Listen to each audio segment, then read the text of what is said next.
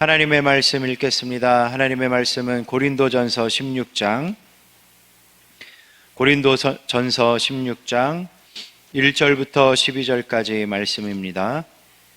고린도전서 16장 1절부터 12절까지 말씀 교독하겠습니다. 제가 먼저 1절을 읽겠습니다. 성도를 위하는 연보에 관하여는 내가 갈라디아 교회들에게 명한 것 같이 너희도 그렇게 하라. 매주 첫날에 너희 각 사람이 수입에 따라 모아두어서 내가 갈 때 연보를 하지 않게 하라. 내가 이를 때 너희가 인정한 사람에게 편지를 주어 너희의 은혜를 예루살렘으로 가지고 가게 하리니 만일 나도 가는 것이 합당하면 그들이 나와 함께 가리라. 내가 마게도냐를 지날 터이니 마게도냐를 지난 후에 너희에게 가서 혹 너희와 함께 머물며 겨울을 지낼 듯도 하니 이는 너희가 나를 내가 갈 곳으로 보내어 주게 하려 함이라. 이제는 지나가는 길에 너희 보기를 원하지 아니하노니 이는 만일 주께서 허락하시면 얼마 동안 너희와 함께 머물기를 바람이라. 내가 오순절까지 에베소에 머물려 함은 내게 광대하고 유효한 문이 열렸으나 대적하는 자가 많음이라. 디모데가 이르거든 너희는 조심하여 그로 두려움이 없이 너희 가운데 있게 하라. 이는 그도 나와 같이 주의 일을 힘쓰는 자임이라. 그러므로 누구든지 그를 멸시하지 말고 평안히 보내어 내게로 오게 하라.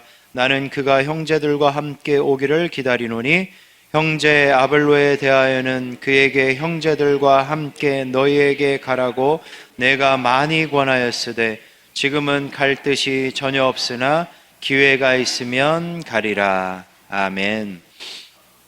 오늘 본문은 네 부분으로 나누어져 있습니다. 네 부분으로 나누어져 있는데요. 1절부터 4절까지는 예루살렘 교회를 향한 후원금을 말하고 있고요. 5절부터 7절까지는 고린도 교회 방문 계획을 말하고 있고요. 8절부터 9절은 바울의 현재 상황을 말하고 있고 10절부터 12절은 디모데와 아볼로에 대한 소식을 전하고 있어요. 오늘 설교에서는 1절부터 4절에 나오는 연보에 대한 이야기를 살펴보겠습니다. 1절을 보세요. 성도를 위하는 연보에 관하여는 이라고 말하죠. 여기서 성도는 예루살렘 교회의 성도들을 가리켜요. 사도행전 11장을 보면 당시 예루살렘 지역에 큰 가뭄이 들어서 그 예루살렘 교회 성도들이 궁핍한 상태에 있었거든요. 그래서 바울은 고린도 교회에 속한 아가야 지역뿐만 아니라 갈라디아 지역, 마게도냐 지역 교회들에게도 예루살렘 교회를 위한 후원금을 다 모으고 있었어요. 바울이 이 고린도전서를 쓸 때에는 에베소에 머물고 있었는데요. 에베소를 떠나면 그 다음에는 이제 마게도냐 지역 교회들, 그 다음에는 고린도 교회에 들릴 예정이었던 거예요. 따라서 바울은 자기가 방문하기 전에 이 고린도전서를 먼저 보내서 후원금을 준비하도록 한 것입니다. 바울은 2절부터 4절에서 후원금을 모으는 원칙과 그것을 전달하는 원칙을 말하고 있는데요. 먼저 후원금을 모으는 원칙을 보겠습니다. 2절을 함께 읽겠습니다. 2절입니다. 시작. 매주 첫날에 너희 각 사람이 수입에 따라 모아두어서 내가 갈 때 연보를 하지 않게 하라. 여기에서 매주 첫날은 안식 후 첫날, 즉 주일을 가리킵니다. 초대교회는 예수님이 부활하신 날을 안식일로 지켰죠. 그날이 바로 우리가 지키는 주일이에요. 바울이 매주 첫날에 후원금을 모으라고 한 것은 주일에 예배로 모였을 때 후원금을 드려라 라고 말한 거예요. 중요한 것은 그 다음 말입니다. 다시 2절을 보세요. 각 사람이 수입에 따라 모아두라고 말하죠. 후원금을 내되 어떻게 내라는 거예요? 자기 수입에 맞게, 형편에 맞게 내라는 거예요. 그런데 자기 형편에 맞게 되는 건 뭘 의미할까요? 내 형편이 10이면 10만큼 내고 5면 5만큼 내는 것일까요? 틀리지 않습니다. 사실 자기 형편에 맞지 않게 헌금을 하면 문제가 생겨요. 옛날에 어떤 분이 부흥 집회를 했는데 선 11조를 강조했어요. 선 11조, 11조를 미리 내라는 거예요.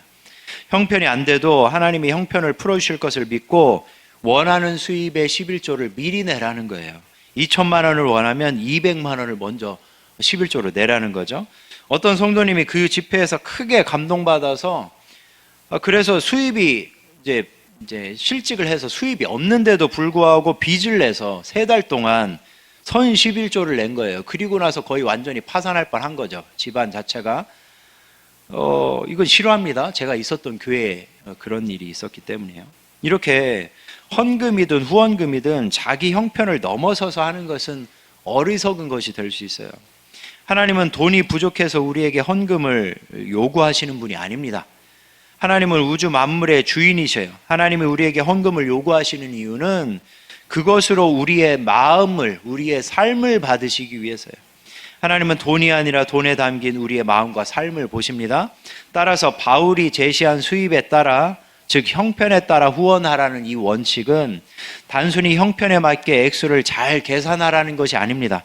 그것은 형제를 사랑하는 마음으로 하라는 거예요. 후원금이니까 형제를 사랑하는 마음으로, 하나님은 그 마음을 받으시니까. 내 형편이 10이라서가 아니라 내가 형제를 사랑하기 때문에 10만큼 할 수 있어야 한다는 것입니다. 그러니 우리도 헌금하고 후원할 때 하나님을 사랑하고 형제를 사랑하는 마음으로 할 수 있길 간절히 소망합니다. 다음으로 바울은 후원금을 전달하는 원칙도 말하고 있어요. 3절을 함께 읽겠습니다. 3절입니다. 시작. 내가 이를 때 너희가 인정한 사람에게 편지를 주어 너희의 은혜를 예루살렘으로 가지고 가게 하리니. 여기에서 너희의 은혜는 고린도 교회 성도들의 후원금을 가리켜요. 왜 후원금을 은혜라고 말할까요? 그것은 하나님이 은혜를 베푸시는 것처럼 사랑하는 형제들을 위해 베푸는 은혜가 바로 이 후원금이기 때문입니다. 중요한 것은 이 후원금을 바울이 직접 자기 손으로 예루살렘으로 가지고 가지 않았다는 거예요. 다시 3절을 보세요. 너희가 인정한 사람에게 편지를 주어 가져가게 하겠다라고 말하죠.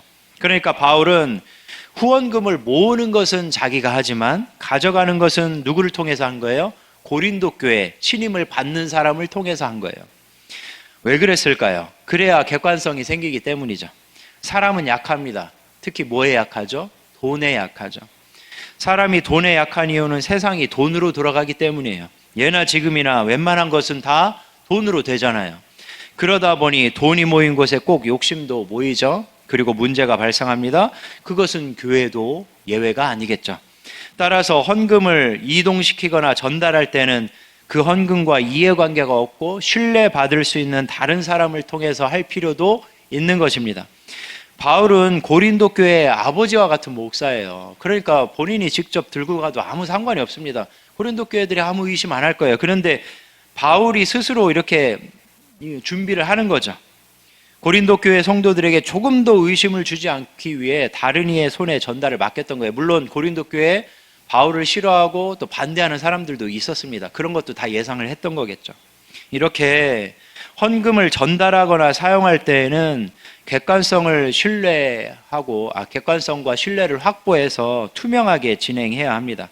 그렇지 않으면 의심을 사게 되어서 상처를 주고받을 수 있죠.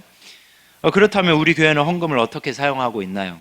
혹시 투명하지 못한 헌금 집행과 사용은 있지 않나요? 만약 있다면 지금부터라도 고쳐 나가길 원합니다. 우리 교회 어느 누구도 딴 마음을 품고 헌금을 사용하는 일꾼들은 아무도 없을 거예요. 우리 헌금을 가지고 다 사역을 하잖아요. 근데 각 부서나 자체마다 이제 그 모아진 것들을 가지고 사역을 하다 보면 사역을 할 때 누가 이 피 같은 헌금을 뭐 딴 마음 먹고 이렇게 하겠어요? 사용하겠어요? 다만 오래된 관행들이라는 게 있어요. 우리 교회도 오래됐으니까 관행들이라는 게 있을 수 있고, 이 헌금을 이제 집행할 때 편리함을 추구하다 보면 투명하지 못한 부분이 생길 수 있어요.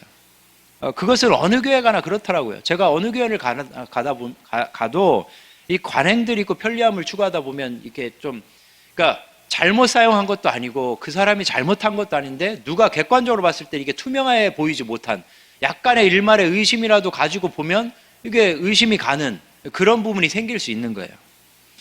우리 교회는 가능한 투명하고 객관적이고 신뢰가 있는 헌금 집행과 사용이 되길 간절히 소망합니다. 그래서 사역하는 것도 기쁘게 하고 그 사역 후의 평가들도 기쁨과 감사가 넘치길 간절히 소망합니다.